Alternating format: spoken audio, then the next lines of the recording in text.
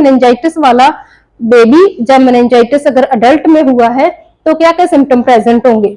तो सबसे पहले बैक्टीरियल कॉज है इसका, तो बेबी को जो है फीवर होगा, चाहे वो बड़ा पर्सन है। थोड़े बहुत तो साइन एंड सिम्टम में यहाँ पे बाकी तो सारे सेम ही है, थोड़ा सा डिफरेंस है बड़ों में और बच्चों में क्या क्या साइन एंड सिम्टम होंगे।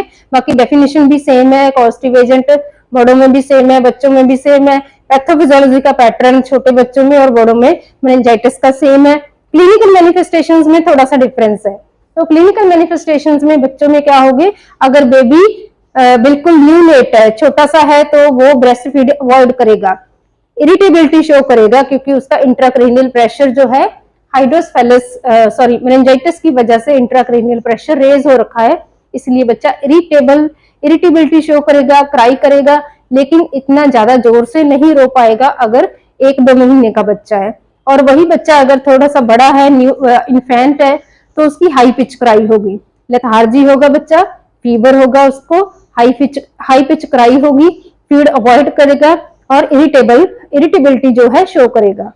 तो ये थे sign and symptom in infant and neonate babies में। अडल्ट में क्या साइन एंड सिम्टम होंगे, अगर बच्चा बड़ा है, जहां अडल्ट है पर्सन, तो उसमें मेनिंजाइटिस के क्या क्या साइन एंड सिम्टम होंगे। हमें पता है कि ब्रेन के नजदीक हमारी क्या है, ऑर्बिटल कैविटी है, जिसमें हमारी डेलिकेट ऑर्गन जो है आईज लोकेट करती है। तो बड़े पर्सन में डिप्लोपिया की प्रॉब्लम हो सकती है, फोटोफोबिया की प्रॉब्लम हो सकती है, बाकी fever, मलेज, irritability, high pitch cry, जोर जोर से बोलना, वॉमिटिंग, डिजीनेस, ये सारी प्रॉब्लम्स आएंगी बड़ों में। और साथ साथ में आंखों की प्रॉब्लम आएंगी, फोटोफोबिया होगा, डिप्लोपिया हो सकता है, डबल विजन हो सकती है। देन इसके है डायग्नोस्टिक एवेल्युएशन। डायग्नोस्टिक एवेल्युएशन में हम करेंगे CSF स्टडी, सेरेब्रोस्पाइनल फ्लूइड की स्टडी करेंगे to confirm the diagnose. CSF मतलब सेरेब्रोस्पाइनल फ्लूइड, उसकी स्टडी करेंगे। एक तो CSF का प्रेशर जो है इंक्रीज्ड, CSF प्रेशर, CSF का प्रेशर बड़ा होगा, इंक्रीज्ड होगा। देन CSF फ्लूइड जो है वो मिल्की हो जाएगा, क्लाउडी हो जाएगा। मेनिंजाइटिस में CSF का जो है कलर जो है वो मिल्की हो जाएगा, क्लाउडी हो जाएगा। उसमें क्या है, WBCs बढ़ जाएंगे, उसमें न्यूट्रोफिल्स बढ़ जाएंगे और उसमें ग्लूकोज लेवल कम हो जाएगा, डिक्रीज हो जाएगा, एंड प्रोटीन लेवल जो है वो बढ़ जाएगा। तो ये अगर हम CSF की स्टडी करवाएंगे तो ये जो चेंजेस आएंगे उसकी अपीयरेंस में, उसका कलर चेंज हो जाएगा, वहां पे इन्फेक्शन की वजह से WBCs एंड न्यूट्रोफिल्स का काउंट बढ़ जाएगा, ग्लूकोज का लेवल डाउन चला जाएगा फ्लूइड में, एंड प्रोटीन लेवल रेज हो जाएगा। देन कल्चर टेस्ट उसका पॉजिटिव होगा, बिकॉज CSF में इन्फेक्शन है, इसीलिए वहां पे क्या हो जाएगा, कल्चर टेस्ट पॉजिटिव हो जाएगा CSF में। देन फर्दर जो है और क्या करेंगे, ब्लड टेस्ट अगर हम करवाएंगे इस पर्सन का, तो ब्लड में भी इन्फेक्शन प्रेजेंट होगा, ब्लड में भी WBCs बढ़ेंगे। जैसे नॉर्मली हमें कोई भी प्रॉब्लम हो और ब्लड टेस्ट हम करवाते हैं, ब्लड में WBCs का लेवल जो है वो रेज आता है, तो ऐसे ही मेनिंजाइटिस में भी ब्लड में इन्फेक्शन प्रेजेंट होगा because it is a infectious disease. Then इसके बाद क्लिनिकल मैनिफेस्टेशन से क्लियर हो जाएगा, क्योंकि जो है न्यूरोलॉजिकल एग्जामिनेशन में हमने देखा कि यहाँ पे इंट्राक्रेनियल प्रेशर बढ़ा है, CSF का प्रेशर इंक्रीज्ड है, जिसकी वजह से इंट्राक्रेनियल प्रेशर रेज हुआ है, बढ़ा है।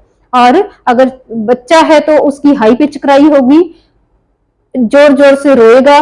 और अगर बड़ा इंसान है, अगर उसका इंट्राक्रेनियल प्रेशर बढ़ जाए किसी भी वजह से, चाहे मेनिंजाइटिस की वजह से, चाहे रोड साइड एक्सीडेंट की वजह से, अगर किसी भी पर्सन का इंट्राक्रेनियल प्रेशर बढ़ता है तो उसे वॉमिटिंग लगती है और वो जोर जोर से बोलता है, उसे कुछ नहीं पता चलता कि फैमिली मेंबर्स को गालियां देता है या कुछ भी ऐसा करता है।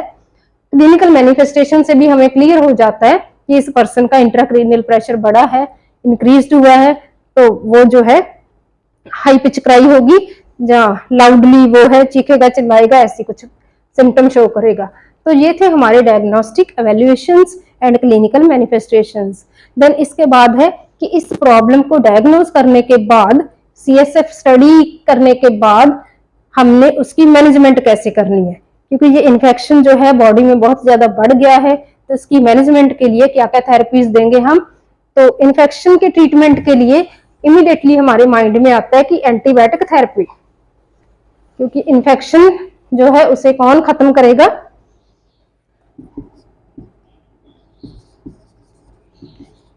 Antibiotic therapy. तो यहाँ पे जो है ब्रॉड स्पेक्ट्रम एंटीबायोटिक जो है, स्ट्रॉन्ग एंटीबायोटिक्स जो है, पेनिसिलिन हो गया, वेंकोमाइसिन हो गया, उनकी हेल्प से जो है इन्फेक्शन को ट्रीट किया जाता है, सेप्टिसीमिया को ट्रीट किया जाता है। और 1 हफ्ते के लिए 2 हफ्ते के लिए 3 महीने तक एंटीबायोटिक थेरेपी चलती है, ताकि इन्फेक्शन जो है जब तक ब्लड में इन्फेक्शन का लेवल डिक्रीज नहीं हो जाता, ब्लड में इन्फेक्शन खत्म नहीं हो जाता, तब तक जो है ब्रॉड स्पेक्ट्रम एंटीबायोटिक थेरेपी पे पर्सन रहता है, चाहे वो पेनिसिलिन है, चाहे वो वेंकोमाइसिन है, चाहे वो सिफोटेक्सिम है। तो इन्फेक्शन को ट्रीट करने के लिए एंटीबायोटिक थेरेपी देंगे हम। और दूसरा यहाँ पे पर्पस है कि पर्सन का इंट्राक्रेनियल प्रेशर बढ़ा हुआ है और पर्सन को सीजर्स की प्रॉब्लम आ रही है, फिट्स पड़ रहे हैं पर्सन को, और उसकी वजह से हम फिनोबार्बिटोन देंगे और थोड़ा सा वो रिलैक्स होके सो जाए, उसके लिए हम डायजिपाम वगैरह देंगे, है ना। ठीक है, तो जो है antibiotic therapy. And second thing आ गई हमारी सीजर्स की मैनेजमेंट। देन इंट्राक्रेनियल प्रेशर जो रेज इंक्रीज हुआ है उसको कैसे मैनेज करेंगे हम। मैनिटोल से मैनेज कर सकते हैं। मैनिटोल क्या है, इंट्राक्रेनियल प्रेशर को डाउन कर देता है ना। जहां फ्रूसेमाइड यूज करेंगे। फ्रूसेमाइड लैसिक्स क्या है, हमारी जो है एक्स्ट्रा फ्लूइड जो है हमारी बॉडी में से बाहर निकाल देता है, और जिसकी वजह से थोड़ा सा इंट्राक्रेनियल प्रेशर भी डाउन चला जाएगा, और हमारी बॉडी का अगर ब्लड प्रेशर रेज है वो भी डाउन चला जाएगा। तो फ्रूसेमाइड मतलब एक्स्ट्रा फ्लूइड को बॉडी में से बाहर निकाल देगा। एंड मैनिटोल जो है वो इंट्राक्रेनियल प्रेशर को कंट्रोल में कर लेगा। तो seizure antibiotic therapy for the treatment of bacteria and viral infection. And seizures के लिए फिनोबार्बिटोन है, डायजिपाम है। यहाँ पे डोज है अकॉर्डिंग टू द एज। अगर छोटा बच्चा है तो उसमें 0.5 mg से लेकर के 10 mg तक डायजिपाम की डोज चलती है। तो ऐसे ही इंट्राक्रेनियल प्रेशर जो इंक्रीज हुआ है उसे ट्रीट करने के लिए मैनिटोल थेरेपी देंगे, फ्रूसेमाइड्स देंगे। जहां अगर वॉमिटिंग बहुत ज्यादा है तो IV फ्लूइड स्टार्ट कर देंगे। बहुत ज्यादा इलेक्ट्रोलाइट लॉस हो रहा है तो IV फ्लूइड थेरेपी भी साथ साथ चलेगी। तो ये है मैनेजमेंट हमारे मेनिंजाइटिस की, कि इस कंडीशन को कैसे मैनेज करना है। और अगर साथ में फीवर है, इन्फेक्शन है, तो फीवर भी होगा, और फीवर के लिए एंटीपायरेटिक थेरेपी वो भी साथ साथ चलेगी। तो ये था हमारा मेनिंजाइटिस का मैनेजमेंट शेड्यूल, कि कैसे कैसे हमने जो है बच्चे को या बड़े को अगर ये प्रॉब्लम होती है तो उसे मैनेज कैसे करना है। साथ साथ में ऐसे पर्सन को हम आइसोलेट करेंगे, बिकॉज इन्फेक्शियस प्रॉब्लम है, आइसोलेट करेंगे इसे, रेस्ट एंड कंफर्ट देंगे, फ्लूइड एंड इलेक्ट्रोलाइट का ध्यान रखेंगे, फ्लूइड थेरेपी भी दे सकते हैं। अगर बेबी है तो मदर फीड अच्छे से देंगे। तो ये पॉइंट जो है नर्सिंग मैनेजमेंट के साथ साथ हम ध्यान में रखेंगे। देन इसके बाद आपने लिखना है what are the complications.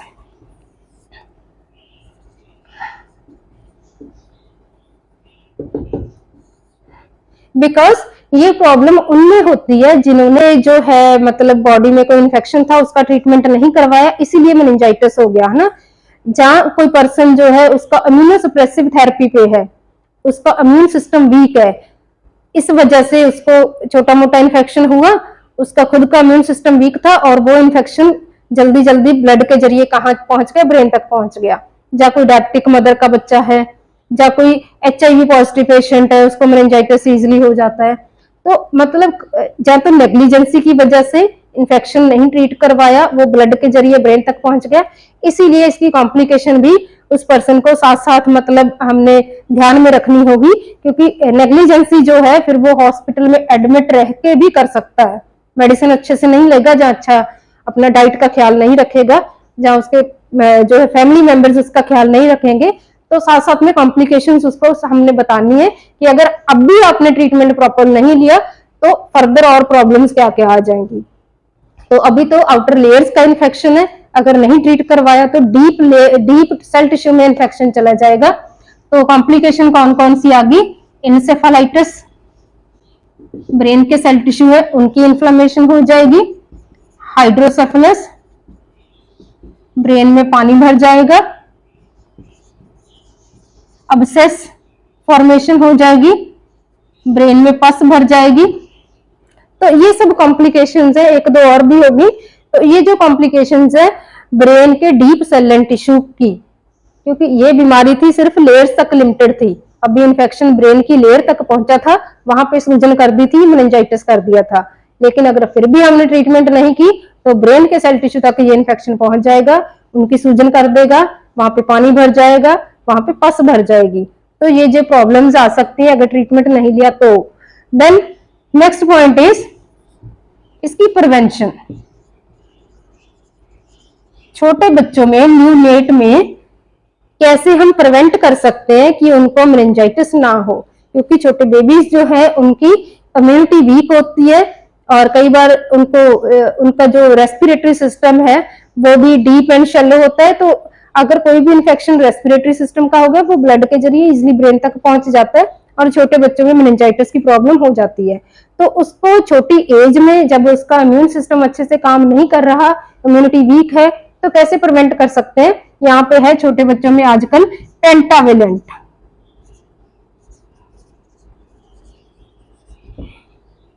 Pentavalent vaccine जो है वो लगाते हैं 1.5, 2.5 और 3.5 महीने में। और पेंटावेलेंट मतलब 5 किलो डिजीज से ये बचाता है बच्चे को। डीपीटी 3 हो गई, साथ में हेपेटाइटिस बी हो गया और साथ में हीमोफिलस इन्फ्लुएंजा टाइप बी जो इसका कॉज है वो हो गया। तो ये पांचों से ये बचाता है पेंटावेलेंट, जो कि छोटे बच्चों को एज अ वैक्सीन लगाया जाता है, सिविल हॉस्पिटल में फ्री ऑफ कॉस्ट है आजकल नेशनल इम्यूनाइजेशन शेड्यूल में। तो ये लगा करके हम छोटी एज में बच्चे को मेनिंजाइटिस से बचा सकते हैं। तो आई थिंक आपको ये न्यूरोलॉजिकल डिसऑर्डर जो आज हमने डिस्कस किया मेनिंजाइटिस, ये अच्छे से क्लियर हो गया होगा। Thank you.